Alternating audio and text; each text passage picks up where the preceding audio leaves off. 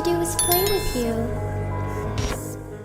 Hi, Assalamualaikum semua orang. Karina Hasim here. I hope you are in a good mood today because it's a good day to have a good day. So, kali ni kita ada kisah seram daripada salah seorang subscriber Kama tentang asrama juga tau. Since sekarang ni musim budak-budak SPM dah habis, diorang dah habis asrama. Jadi video-video creepy Kama ni memang dibanjiri dengan kisah seram daripada asrama. So, tanpa membuang masa, jom kita baca doa dulu mohon perlindungan dari Allah dari gangguan-gangguan syaitan. A'udzubillahiminasyaitonirrajim. Bismillahirrahmanirrahim. Rabbi a'udzubika min hamazati syayatin wa a'udzubika Rabbi an yahdurun. Wahai Tuhanku, aku berlindung kepadamu daripada bisikan-bisikan syaitan, dan aku berlindung juga kepadamu wahai Tuhanku daripada kedatangan mereka kepadaku. Amin ya rabbal alamin. Pemilik kisah ni dia suruh Kama gelarkan nama dia Pipi. Sebab Pipi tu memang nama samaran dia. By the way, cerita tentang Pipi ni adalah tentang diri dia sendiri. So dia dari kecil lagi memang tinggal dengan family angkat. Sampailah dia tingkatan 2 barulah Pipi tahu, Pipi kenal siapa ibu kandungnya sendiri. Waktu tu tingkatan 2, dia dah memang dapat communicate lah dengan ibu kandung dia. Waktu tu family angkat dia terus bawa Pipi pergi ziarah lah mak dia. Sampai je dekat PD, rumah mak dia, semua baik-baik sahaja waktu tu. Sampailah waktu malam, keluarga kandung dia ni bagi kelonggaran untuk tidur sehari di rumah mak dia. Pada malam, Pipi dengan kita panggil mama lah ya, mak kandung Pipi ni mama. So pada malam, Pipi dan juga mama pergi cari makanan dekat Family Mart. Mama banyak cerita pasal diri dia lah lepas dia dah bagi Pipi ni ke keluarga angkat dia. Kemudian Mama terbuka cerita. Mama cerita yang Mama selalu kena sihir dengan jiran dia tanpa sebab. Kemungkinan dengki sebab Mama selalu dapat order catering banyak tau, 500 bungkus sehari. Jadi Papa dia pun ada tunjuk video yang Mama dia kena rasuk sampai tengking ustaz yang tengah berubatkan dia. Tapi cerita tu memang Pipi tahu sampai situ je. So sampai je ke rumah Mama waktu tu malam, dan diorang tidur dekat ruang tamu tahu sambil tengok cerita hantu. Dalam pukul 12 lebih macam tu, Mama dengan Papa dia tertidur. Dan Pipi masih sambung tengok cerita tu sebab dia memang minat cerita-cerita hantu. Dalam pukul 12.30 macam tu, Pipi terlelap. Tak lama daripada tidur tu, tiba-tiba dia terdengar Mama dia panggil dia. Banyak kali lah sampaikan Mama dia pegang muka dia macam tu kan. Itu yang membuatkan dia terbangun dari tidur, dan waktu tu pukul 3 lebih dah. Yang membuatkan dia tertanya-tanya, dia sedar diri dia dalam keadaan berdiri depan rumah pukul 3 pagi. Tapi dalam keadaan mamai kan, jadi Pipi macam buat dia tidur. Lepas tu apa yang membuatkan dia tertanya-tanya adalah dia terjaga sekali lagi, tapi dalam keadaan dia berdiri tau. Dia berdiri dekat depan rumah. Dia terperasan yang dia dekat luar rumah. Dia masuk semula dan sambung tidur. Tapi still dalam keadaan tertanya-tanya, cuma dia ngantuk sangat malam tu. Paginya esok dia bangun, dia ikut Mama pergi pasar beli barang sementara tunggu family angkat dia ambil lah. Jadi dia perasan jiran sebelah yang dikatakan dengki sampai menyihir Mama dia ni letak something dalam kereta bonet. Tapi time tu dia macam buat indah tak indah je lah sebab tak kenal sangat jiran tu kan. Mama pun masuklah kereta. Tiba-tiba Mama menjerit sebab ada 3 biji telur ayam dekat situ. Dan waktu tu Pipi pula dia rasa dia ni lurus bendul time tu. Dia pergi ambil telur tu dan pecahkan. Dan dari situlah dia bau telur yang sangat wangi, tapi warna hitam. So Mama dia terus basuh bekas telur tu, and dia tak tahu kenapa Mama dia buat macam tu. Tapi dalam pukul 1 petang macam tu, family angkat dia datang untuk ambil dia. Diorang pun balik sampai ke Kuantan dalam pukul 8 malam. So dia masuk rumah, mandi macam biasa, kibas-kibas katil, solat apa semua. And then dia buka lah cerita kisah seram dekat YouTube kan. Tiba-tiba dia terdengar ada orang panggil dia dengan nada yang halus je. Dek, oh dek. Tapi suara tu jauh tau. Nak cakap family angkat dia panggil, tak juga. Sebab kalau dekat family angkat dia, dia adalah sulung. Jadi kenapa panggil dek? Pipi pun terus tidur kan, buat dek je lah. Keesokan harinya, waktu sekolah dia ada exam. Dia minta izin untuk pergi tandas dekat cikgu sebab dia nak buang air kecil. Jadi dia pergilah tandas macam biasa. Blok dia adalah blok belakang sekali dekat dengan taman bunga sekolah dia. Mata dia tu terpandang dekat satu arah tau. and dia nampak ada orang, tapi yang peliknya mana kepala orang tu. Kenapa dia nampak badan saja? Bila dia meneliti betul-betul sosok tu, dia terus menjerit sebab dia baru perasan memang sosok tu adalah sosok tanpa kepala. Dia terus menjerit dan pengsan korang. Terkejut sangat-sangat waktu tu. So dari side kawan-kawan dia, diorang cerita yang Pipi ni tiba-tiba mengamuk cakap nak terjun bangunan. Pipi memang tak tahu apa-apa lah. Kawan dia cerita dia berlari satu blok sampai ke cikgu lelaki semua kejar dia. Dia lari sana sini sampailah ke tingkat 3. Dia panjat tembok untuk terjun tapi tak sempat sebab pengetua sempat tarik dia.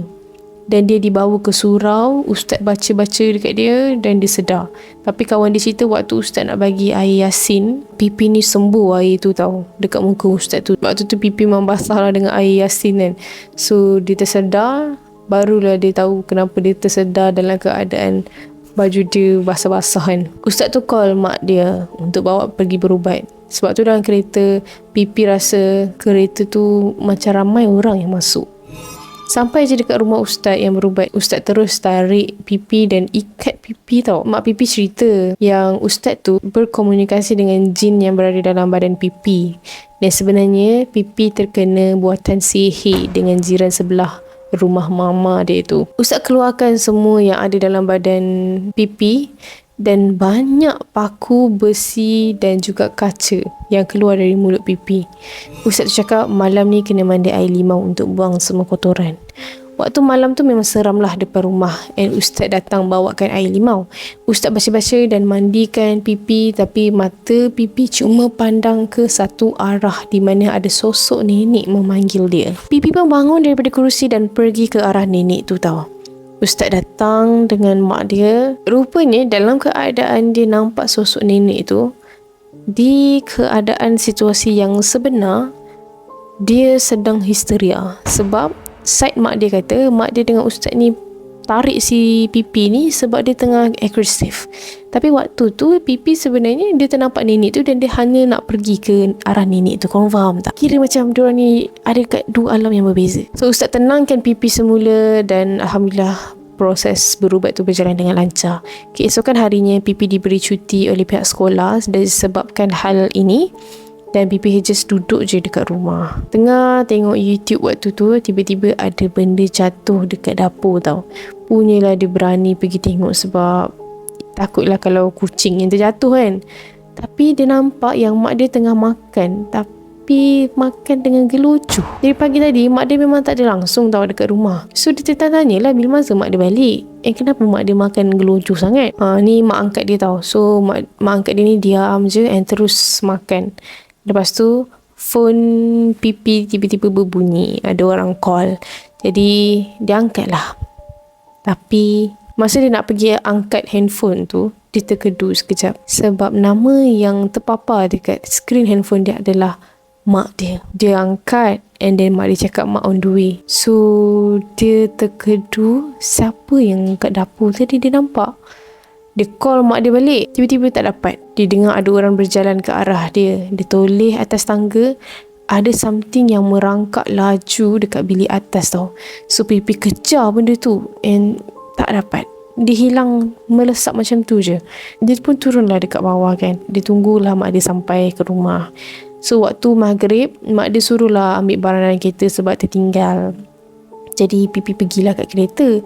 Dah siap ambil barang apa semua, tiba-tiba ada sosok merangkak yang pagi tadi tu laju masuk dalam rumah tau. So time tu pipi baru sedar yang pipi boleh nampak benda-benda ni sejak kejadian di rumah mama dia. Sejak daripada tu seolah-olah hijab mata dia terbuka. Dia memang senang nampak makhluk halus. Sosok yang merangkak tadi tu muncul sekali lagi di atas atap rumah pipi sambil menyikat rambut dia korang. So pipi memang buat indah tak indah je sebab pipi dia penakut tapi dia berani sebenarnya. Since dia dah few times nampak benda-benda macam tu, dia cuba untuk buat siap ada yang cuba bercakap dengan dia tau. Dia siap cakap, nak masuk dah ke? Tak nak teman kakak ke? Tapi dia buat-buat tak dengar dan masuk je ke dalam rumah dia. 3 tahun berlalu, pipi pun dah naik tingkatan 5. So cerita yang kedua ni adalah cerita tentang family kandung dia bawa dia bercuti ke Terengganu. Diorang decide untuk pergi ke air terjun dengan big family belah kandung dia lah. So dari situlah dia boleh mengenal keluarga kandung dia yang sebenar, saudara mara dia dan sebagainya. Pipi tak tahu nama tempat air terjun tu, tapi memang masuk dalam tu lalu kelapa sawit punya area. So sebenarnya mama dia ni ada saka tau. Saka dia tu puteri Gunung Ledang tapi tak tahu belah mana, kata mama dia lah. So mama dia ni memang boleh nampak hijab terbuka and firasat dia kuat. Sebelum masuk ke air terjun tu lagi, mama dia dah marah diorang untuk pagar diri masing-masing sebab dalam tu keras. So papa bisik dekat telinga Pipi yang sebenarnya papa Pipi yang sebenarnya yang tengah marah tu bukan mama, itu saka mama. So diorang macam terkejut lah kan. Kemudian mama pagarkan seorang-seorang, termasuklah adik kandung dia yang paling kecil, baby. So masa tu memang banyak halangan lah sebenarnya. Antaranya kereta tersangkut dalam lopak, jalan jadi kabur apa semua. Tapi Alhamdulillah diorang akhirnya sampai juga walaupun banyak cabaran. So papa parking kereta dekat luar semak sebab air terjun tu kena masuk hutan dulu tau baru jumpa. Awal-awal tu okey lah, semua happy-happy je kan. Sampai je dekat atas batu besar, diorang letaklah barang-barang diorang, makanan apa semua. Sepupu Pipi ni ada yang umur 4 tahun tau. Tiba-tiba jatuh ke dalam sungai. Dengan mata Pipi sendiri, Pipi nampak dia seolah-olah ditarik tau sampai masuk ke sungai. So almost nak lemas. Family kandung dia ni semua pula tak reti berenang. Nasib baik Pipi reti berenang. So Pipi terjun ke dalam sungai tu dan selamatkan sepupu dia. Alhamdulillah lah tak ada benda yang serius berlaku. So yang lain-lain tu diorang mandi macam biasa dekat air terjun tu. Tiba-tiba terjadi lagi ada orang lemas dan kali ni adik dia yang kedua lemas. Padahal air tu paras perut dia je. And Pipi memang sempat tarik adik dia tu, tapi Pipi rasa macam ada kekuatan lain tau yang menarik adik dia dekat bawah. Sebab adik dia jadi berat gila. Adik dia ni kurus je, ringan. So lepas je dia berjaya bawa adik dia naik, mak teh dia pula lemas. Mak teh dia cakap, tolong ada orang tarik kaki ni.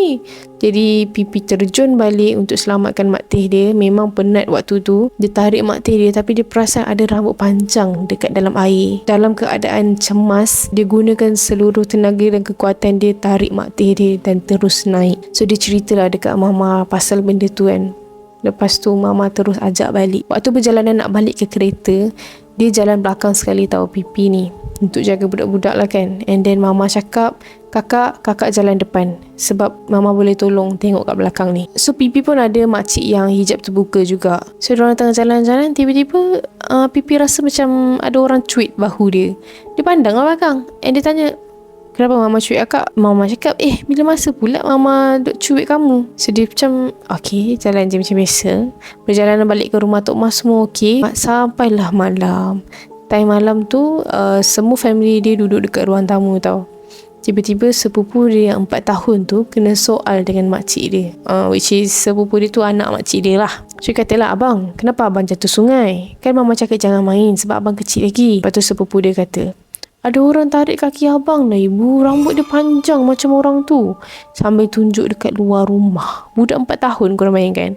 Mama Pipi ni terus suruh papa tutup pintu sebab benda tu ikut balik rupanya. And makcik dia memang terkedua lepas dengar macam tu kan. Adik dia pun cakap, tadi pun rasa macam ada orang tarik kaki daripada bawah. And Pipi pun cerita teruslah waktu dia cuba selamatkan diorang ni. Memang Pipi pun nampak ada benda bawah tu. Memang rasa berat diorang ni.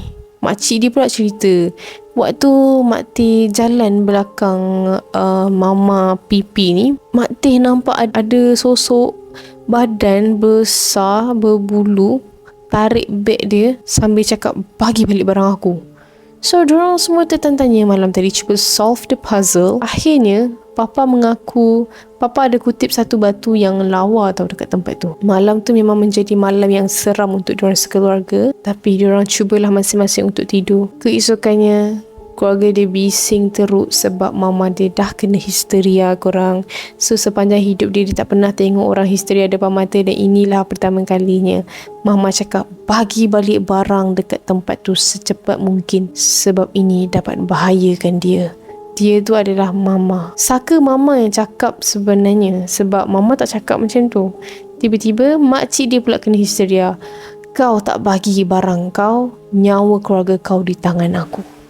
Dan makcik dia gelak. Papa terus call kawan dia and diorang hantar balik batu tu ke tempat asal.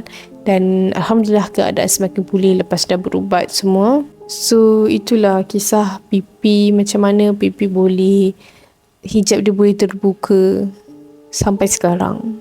Rupa-rupanya sejak kes daripada dia masuk campur lah, dia dah kenal dengan mama dia apa semua. And mama dia rupanya ada sisi gelap lah, ada saka dan sebagainya. So kamu rasa itu saja video untuk hari ni. Harapnya ada sedikit pengajaran yang boleh diambil. And thank you kepada Pipi sebab sudi kongsi kisah seram ni dengan kita orang semua. And selamat berbuka semua.